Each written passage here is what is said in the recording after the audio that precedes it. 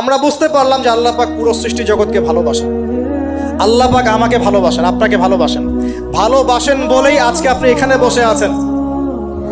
আল্লাহ পাক আপনাকে ভালোবাসেন বলেই লক্ষ লক্ষ কোটি কোটি মানুষ এখন জেনা করছে। আজকের দিনে আপনি ওয়াজ মাহফিলে বসে আছেন।